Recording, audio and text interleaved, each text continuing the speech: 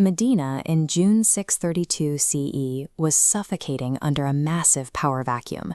The Prophet Muhammad had died, leaving his followers without a designated successor. The community faced immediate collapse. The Quran provided ethical and spiritual guidance, but it contained no constitutional blueprint for a state, nor did it outline any political framework for how succession should be handled. To avoid disintegration, the Prophet's companions turned to an old Arabian tradition, shura, or tribal consultation. Through this egalitarian system of open group discussion and consensus, they elected Abu Bakr, one of Muhammad's oldest friends, to lead them as the first caliph. This improvised election prioritized religious piety and close companionship over hereditary kingship. By choosing a leader based on consensus rather than bloodline, they established the rightly guided, or Rashidun, era, Islam's first fragile experiment in governance. As tribes tried to break away, Abu Bakr launched swift military campaigns, the Ridda Wars, reuniting the Arabian Peninsula. But this created a geopolitical problem.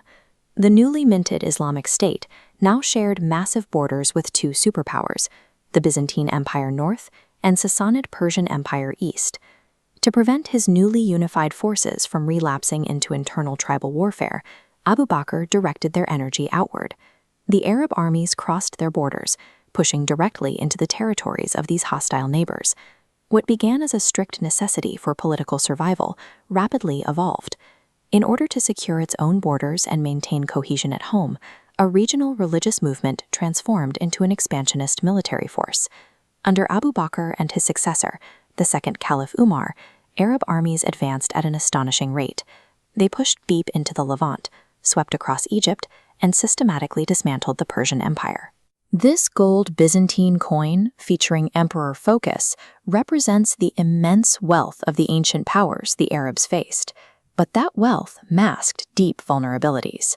The Byzantines and Sassanids had spent the previous decades locked in devastating mutual warfare, and their populations had recently been decimated by the plague of Justinian.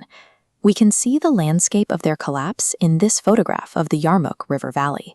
Here, in 636 CE, Arab forces utilized highly mobile cavalry tactics across these dry hills and rocky cliffs to decisively break Byzantine control over the Levant. The early Arab armies were certainly brilliant tacticians, but their rapid success relied heavily on timing. They hit the borders precisely when the ancient world order was entirely exhausted and unable to mount a sustained defense. Conquering territory was one thing, holding it was another. Caliph Umar now faced a logistical nightmare. He had to govern millions of newly subjected people in the Levant, Egypt, and Persia, using a relatively small Arabian leadership corps with almost no imperial experience. Umar solved this pragmatically. He left the existing Byzantine and Persian local bureaucracies intact to run daily administrative affairs. And to keep his Arab troops from assimilating or causing friction, he housed them in isolated, newly built garrison cities. This silver Sasanian-style coin illustrates the massive influx of foreign wealth pouring into the caliphate. Managing this new economy forced the Arab leadership to rapidly transition from a pastoral, desert-based society into a complex imperial administration.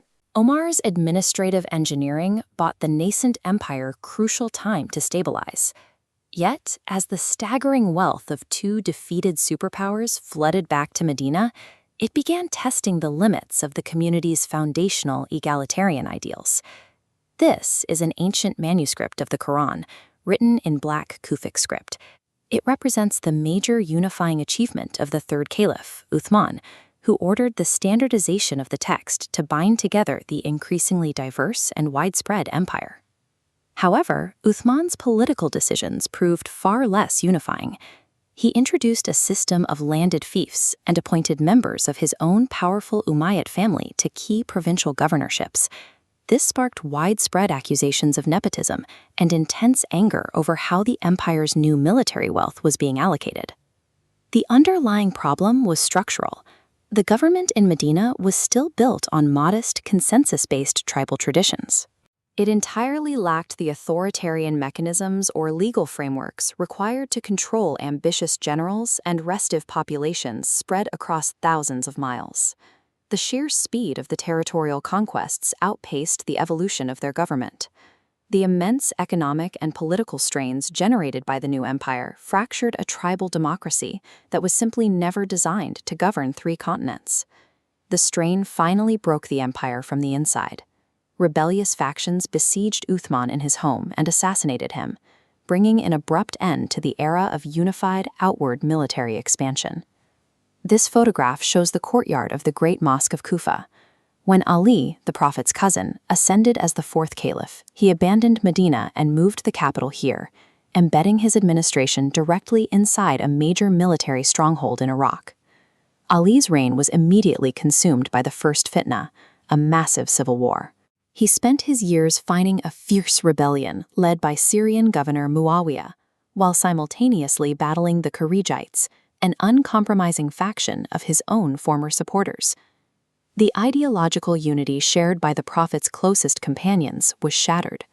The egalitarian idealism of the early Medina days gave way to the practical realities of power politics, military leverage, and internal factionalism. In 661 CE, a Kharijite assassin struck down Caliph Ali. His death marked the definitive end of the 29-year Rashidun Caliphate. This is the Great Mosque of Damascus, built in the city that would become the new center of power.